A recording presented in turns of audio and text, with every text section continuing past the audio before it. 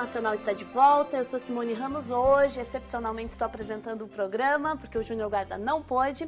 E o tema do nosso programa de hoje é sobre o Dia Mundial das Comunicações Sociais. Esse é um tema lançado pelo Papa Francisco, tendo em vista já o Sínodo da Família, que vai acontecer no mês de outubro.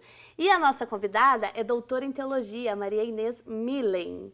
Maria Inês, no primeiro bloco, a gente já resgatou a proposta do Papa Francisco, já falamos por que ele lançou esse tema da família como o núcleo central da comunicação, não os meios de comunicação. Inclusive, aqui na emissora mesmo, nós nos perguntávamos, nossa, que diferente, porque esperávamos aí uma reflexão sobre o papel do jornalista, sobre como fazer melhor ou não a comunicação. Que sim, é importante, e ele fala, mas o centro é a família. O ser humano é diálogo, o ser humano é comunicação, nós não existimos sem isso.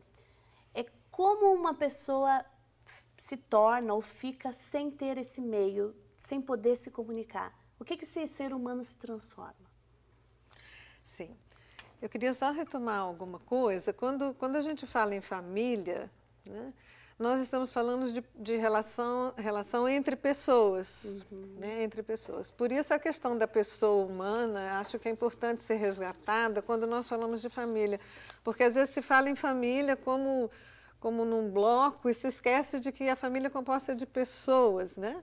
E essas pessoas têm uma característica, né?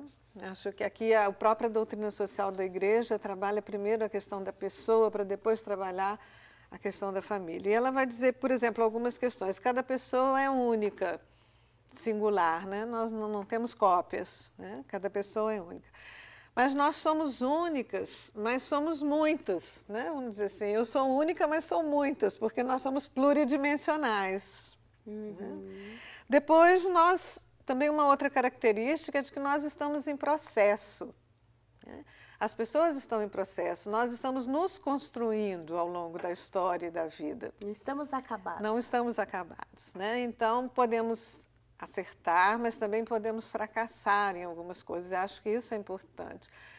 E talvez uma quarta perspectiva é de que nós somos seres relacionais, isso que você começou dizendo, né? Nós somos chamados a estabelecer relações, nós vivemos em relação, né? Então, acho que essas características são importantes para pensar que essas relações na família são estimuladas a acontecer de uma forma mais natural, né? E deveria ser mais humana, como nós falamos no primeiro bloco, porque são relações permeadas, de uma certa forma, por algum afeto, por alguma ligação, né? Ou de sangue, ou de afeto, ou amorosa. São ligações que se constroem, né, ao longo da história familiar. Então, acho que aqui é o lugar de acontecer o diálogo verdadeiro. E quando essa pessoa é privada dessa comunicação, ela também passa a não crescer, porque se a gente está em constante crescimento, não é? Sim. Pelo fato de sermos relacionais, se nós não temos chance de entrarmos em comunicação com os outros, nós perdemos muito daquilo que é a nossa característica humana. Por isso nós falamos de um mundo talvez pós-humano, alguns chegam a dizer isso, né? Que é o mundo da virtualidade, o mundo da solidão, o mundo das pessoas isoladas, sozinhas, que estão perdendo a sua humanidade pela falta de comunicação, pela falta desse diálogo, né? E talvez daí entre esse desafio do que é o diálogo, né? Porque o diálogo implica, inclusive eu tive acesso a um texto seu falando sobre esse assunto, que o diálogo implica em muitos elementos. Eu gostaria que você explanasse para a gente. Para ter um diálogo, o que é necessário?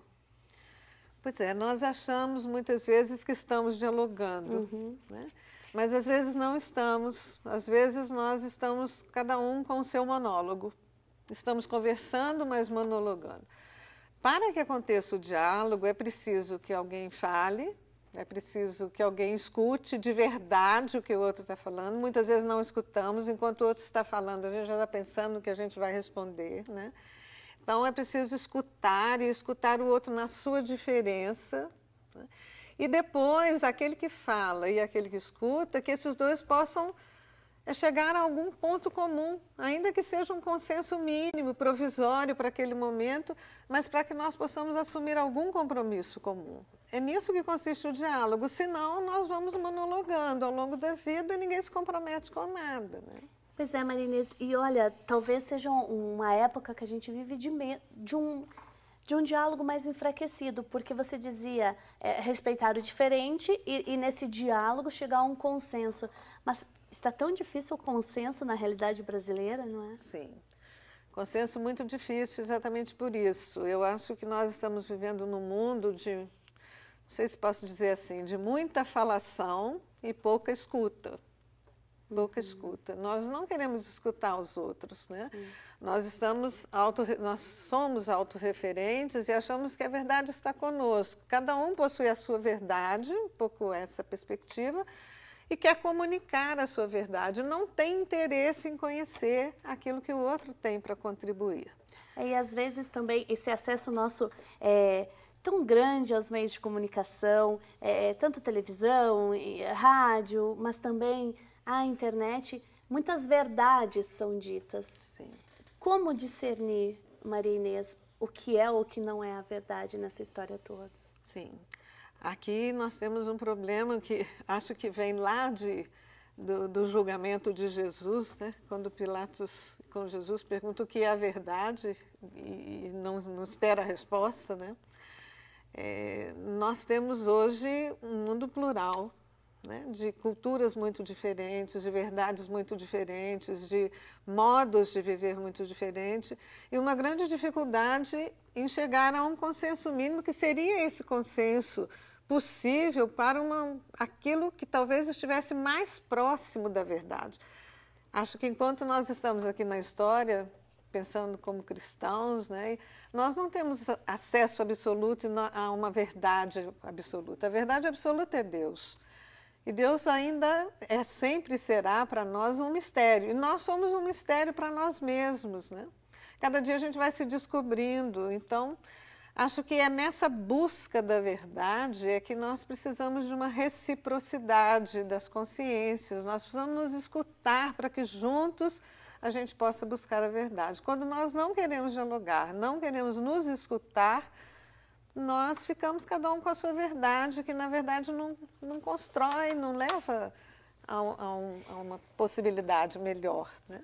Eu acho que essa reciprocidade que você fala talvez nos faça retomar a questão do ícone da mensagem do Dia Mundial da Comunicação, que é o encontro de Maria com Isabel. Queria que você falasse um pouco mais dessa reciprocidade e também talvez pela falta dessa reciprocidade que o nosso conteúdo e comunicação estão tão pobres atualmente?